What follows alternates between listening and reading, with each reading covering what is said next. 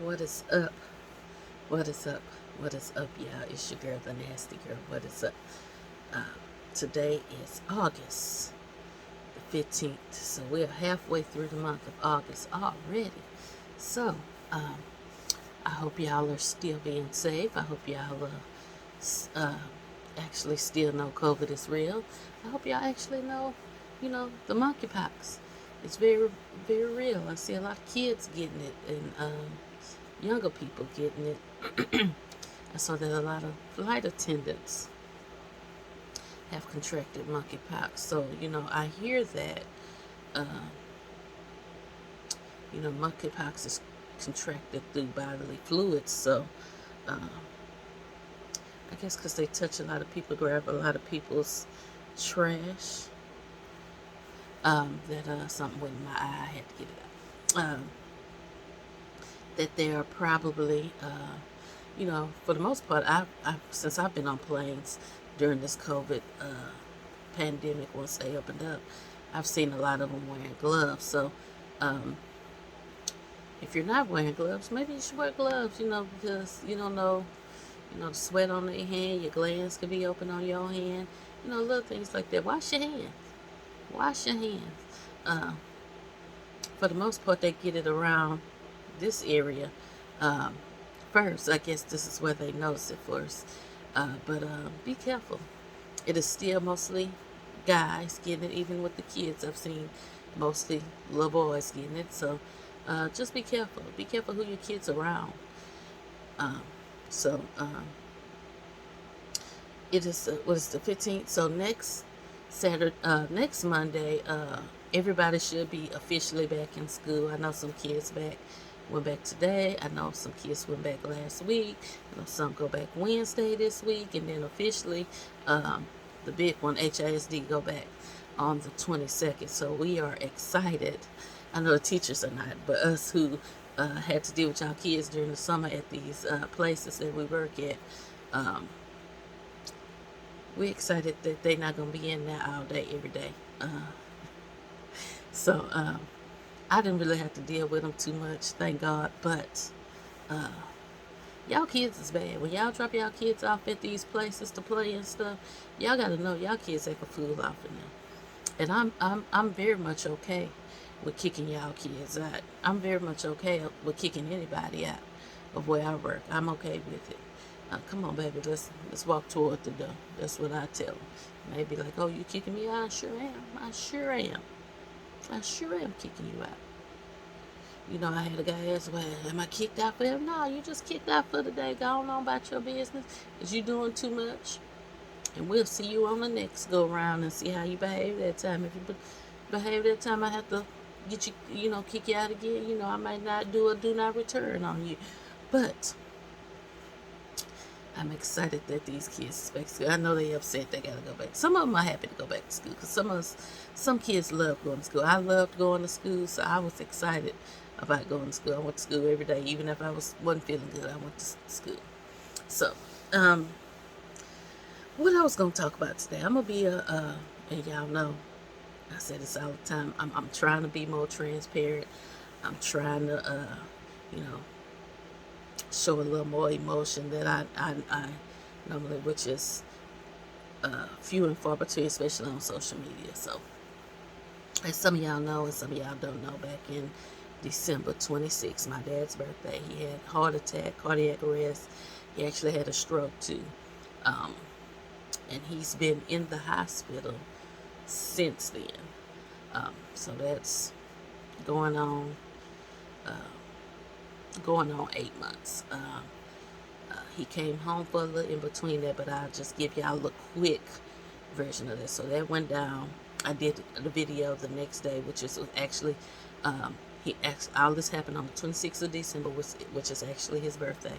And the next day I did a quick emotional video that some people knew that just listening to me, they can tell I was emotionally upset. And I can very much say I'm still emotionally upset. I'm the tough one of the kids. I'm the least of the crybaby or the least of the show emotion. I'm just I say tough because not that don't have emotions, or I don't cry, that type of thing. It's just I'm good at holding everything in until I'm in my own space to do what I need to do at that time. To be honest, I haven't really cried about the whole situation. I've had days that I've cried a little bit, but I haven't really fully, got that holler good from your gut belly cry, that some people say you need. During this process, I see I've accumulated quite a bit of gray in these last, I'm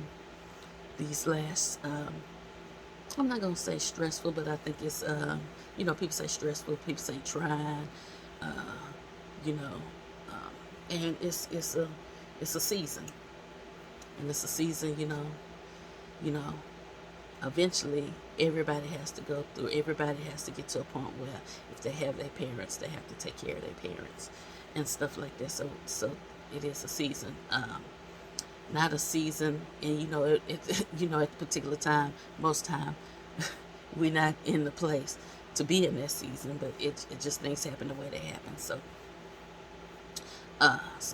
26, didn't know if he was gonna make it. He made it through. They draining fluid off of him, and they draining a lot of fluid. When I say a lot of fluid, I mean a lot of fluid. Basically, Daddy was drowning in himself, um, which meant, and that's what brought on the heart attacks and stuff like that. So it's some things he should have done that he didn't want to do. So, and me and I hard-headed about going to the doctor and stuff like that.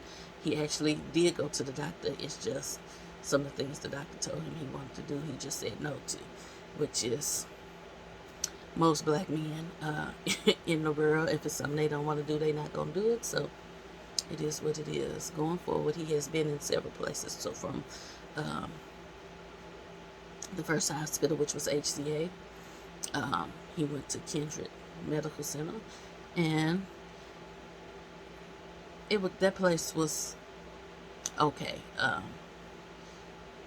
I'm the mean and angry one, so when I act a fool, I act a fool at HCA, because I just felt like they was pushing them out too quick. Basically, sometimes I feel like some of these hospitals, if you're not kicking the bucket fast enough and you're fighting, they want to move you along. So Daddy was fighting, so they wanted to move him along, so they pushed him out of there.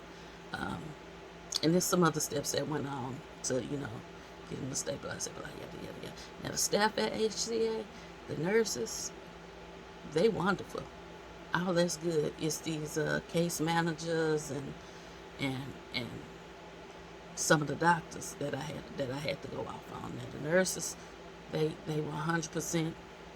Y'all keep doing what y'all doing. Y'all did the most. So from there, Kindred, I didn't really like they staff over there, other than it was one respiratory guy that I really truly but really truly liked his job and was on top of his job. So he was a respiratory guy. For the most part, I'll say this: a lot of people get into the medical field for the money and not for the love of people. And I feel like it's still a lot of people that get in it for the love of people and wanting to take care of people. It's a lot of people that do that. But from what I see, it's a lot of people that are in this industry, the medical industry, for the money and not for the love of people. I'm gonna just put that out there like that. So, and if y'all have any questions or anything going forward, if y'all start having to go through stuff like this, I bumped into a friend at Walmart the other day, and he said we at that age, because he was taking care of his day. He said we at that age where this is supposed to like happen. So anyway, I'm gonna go through the story because I'm getting long.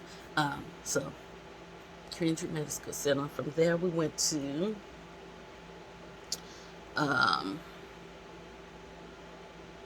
the resort of Sugarland, Medical Resort of Sugarland. Probably the worst place. I'm not gonna say probably. It was the worst place he could have been. Now, a couple of people there were nice. The one guy, the director, he literally just got to this place, and I feel like he got the short end of the stick too, because they ended up firing him after he started firing people and seeing how people work and getting new staff in there and stuff. So Um, once I seen the staff start doing kind of what they supposed to be doing, and he got these new people in, they let him go. I guess they just put him in there to do some dirty work and kick him to the curb. But probably the worst place he was. He was getting out the bed. He was doing physical therapy and then getting out the bed, but he was only getting out and sitting in a chair. And me, I'm going in, Daddy. You gotta get up. You gotta move around. You can't just sit up. So, of course, one day there, short of breath, coded, end up back in the ICU, end up back incubated, and end up back with a trach. Um, from there, they moved it. That was to Methodist Sugar Land, which they were fine. I'm not gonna talk. They were fine. From Methodist Sugar Land, he went back to Kindred, but Kindred Sugar Land. Now this Kindred, you can tell people love to take care of people there. So I had no problem with their staff and what they did. And, he fussing, why you got to wake me up at this time to give me this? I said, because they giving you your stuff like you're supposed to get it. You're getting your medicine like you're supposed to get it now. You're getting your treatments like you're supposed to get it now. That's why your tube came out quicker than it did before. That's why your trach is out already.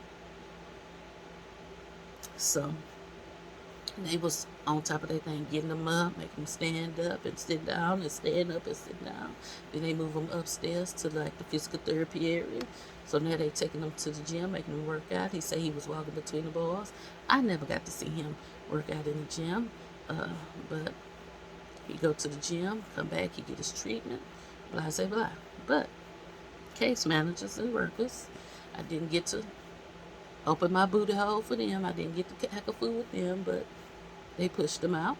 And it's something with this Medicare and secondary insurance, how you exhaust your Medicare and all that stuff. And, excuse me, y'all. Exhaust your Medicare and stuff, and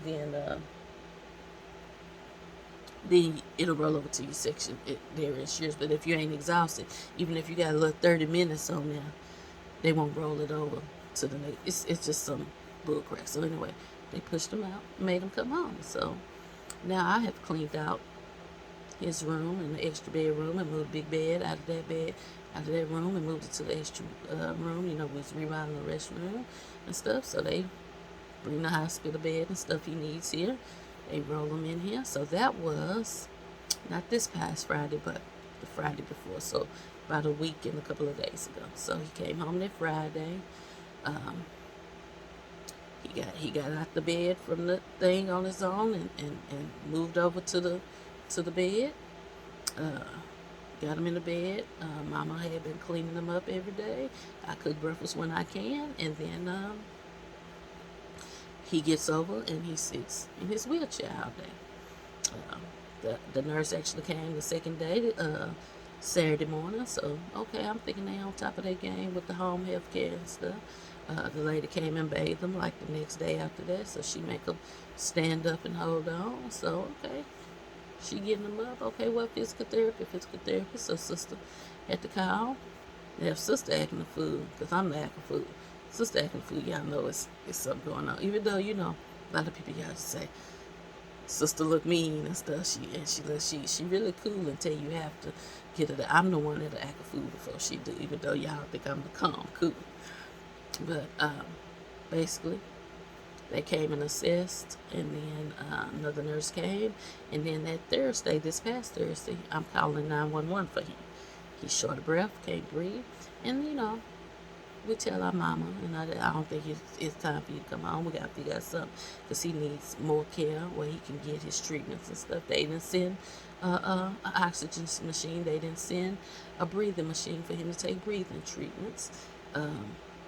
Just a lot of stuff that should have been done beforehand that didn't happen. So I'm calling 911 Thursday evening. So they take him in.